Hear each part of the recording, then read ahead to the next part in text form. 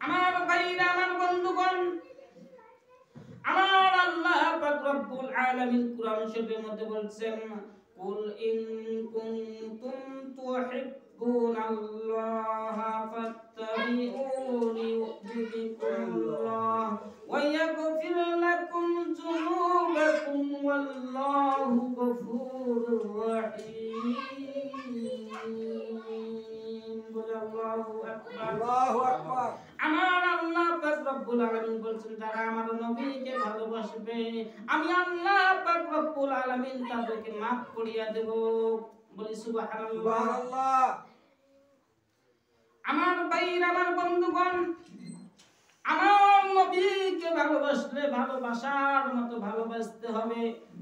আমি একটা দৃষ্টান্ত আপনাদের কাছে তুলে ধরতেছি, ভালো করে বোঝার চেষ্টা করবেন। একজন যুবক যখন আরেকজন যুবতীকে হারাম ভালোবাসে তখন ওই যুবক যুবতীকে বলে, ও আমার জান লক্ষ্মী সোনা টিয়া ময়না কেমন আছো? যুবতী বলে, আমি ভালো আছি, তুমি কেমন আছো? যুবক বলে যে আমি ভালো আছি। আমার ভাইরা, আমার বন্ধুগণ, ভালো করে বোঝার চেষ্টা করবেন। তখন যুবতীকে যুবক বলে যে, যুবতী তুমি কি পছন্দ করো? তখন ওই যুবতী বলে যে আমি দাড়ি রাখা ছেলে পছন্দ করি। বলি সুবহানাল্লাহ। তারপর ওই যুবক যুবতীকে বলে, তুমি যে কেমন পোশাক পছন্দ করো? তখন ওই যুবতী বলে যে আমি সাদা পোশাক, পাঞ্জাবি, পায়জামা, জুব্বা, ইসলামী সুন্নতি পোশাকগুলো বেশি পছন্দ করি। বলি সুবহানাল্লাহ। তখন ওই যুবক তারপর জিজ্ঞাসা করে যে তুমি কেমন খাওয়া পছন্দ করো, কি খাওয়া পছন্দ করো?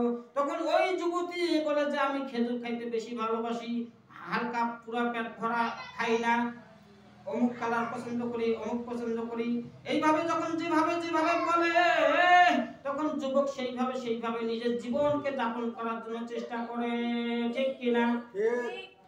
আমার ভাই, আমার বন্ধুগণ, তাহলে আপনি যে বলতেছেন যে আপনি আল্লাহর নবীকে ভালোবাসেন, আপনি কেমন নবীকে ভালোবাসলেন? নবী যেরকম ভাবে জীবন যাপন করেছে আপনি সেই রকম ভাবে জীবন যাপন করার জন্য চেষ্টা করেন না। ঠিক কি না? আপনি নবীকে তাহলে কেমন ভালোবাসলেন?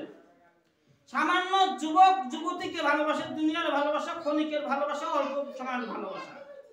তাতে যুবতী যেভাবে বলল যেটা পছন্দ করে, যুবক সেইভাবে নিজের জীবনকে যাপন করলো। তাহলে আপনি নবীকে কেমন ভালোবাসলেন?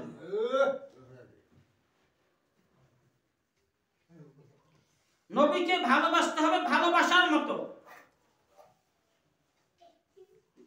আমার নবীজি দাড়ি রেখেছেন, আমি মুসলমান, আমাকে দাড়ি রাখতে হবে। ঠিক কি না?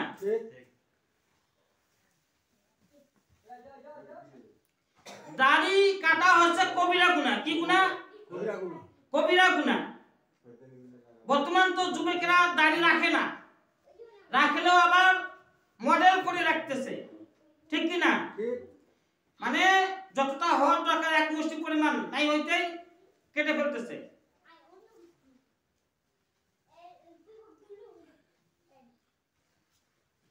দাড়ির বিষয় একটু আগে হুজুর বলল যে ভালো করে বোঝার চেষ্টা করবেন। নবীজির এক সাহাবী ছিল, ওনার একটা দাড়ি ছিল। নবীজি প্রতিদিন ওনার দাড়িটা দেখে হাসতেন। একদিন ওই সাহাবী কি করলেন, দাড়িটা কেটে ফেললেন।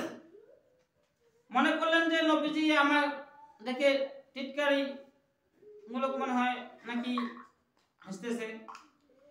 পরের দিন যখন দাড়ি কেটে ফেললেন, নবীর সামনে আসলেন, তখন নবী এইভাবে মুখটা ঘুরাই নিলেন এদিকে। তখন ওই সাহাবী কি করলেন, আবার নবীজি যেদিকে মুখ ঘুরাই নিছে সেদিকে এসে বসলেন। তখন আবার নবীজি অন্যদিকে মুখ ঘুরাই নিলেন। তখন ওই সাহাবী বললেন যে নবীজি আপনি আমার দিক থেকে মুখ ঘুরাই নিচ্ছেন কেন? আমি একটা দাড়ি রাখছিলাম। তখন আল্লাহর নবী বললেন যে ও আমার সাহাবী, তোমার যে একটা দাড়ি ছিল ওই দাড়িটার উপরে অনেক ফেরেশতা অনেক ফেরেশতা ওই দাড়িটা নিয়ে ঝুলাঝুলি করতেছিল। ওই দাড়িটার উপর আমার আল্লাহ খুশি ছিল, আমি রাসূলও খুশি ছিলাম। বলি সুবহানাল্লাহ। সুবহানাল্লাহ। যারা দাড়ি কাটবে রাখবে না, ওই কিয়ামতের মাঠে বিচারের দিনেও আমার রাসূল তার দিক থেকে মুখ ফিরায় নেবেন। আওয়াজটা বলেন ঠিক কি না? ঠিক। আমাদের দাড়ি রাখতেই হবে প্রত্যেকটা মুসলমানকে, ঠিক কি না? ঠিক। এই দুনিয়া থাকার জায়গা না, এই দুনিয়া থেকে একদিন আমাদের চলে যেতে হবে। চলে যাওয়ার আগে কিছু আমল কিছু ইবাদত করে যেতে হবে, ঠিক কি না? ঠিক। আল্লাহ পাক আমাদেরকে ইবাদত করার জন্য সৃষ্টি করেছেন।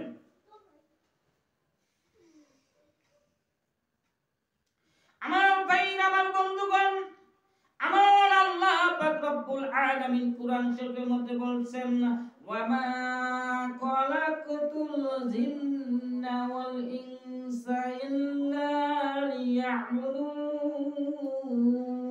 বলি আল্লাহু আকবার। আল্লাহু আকবার। আমার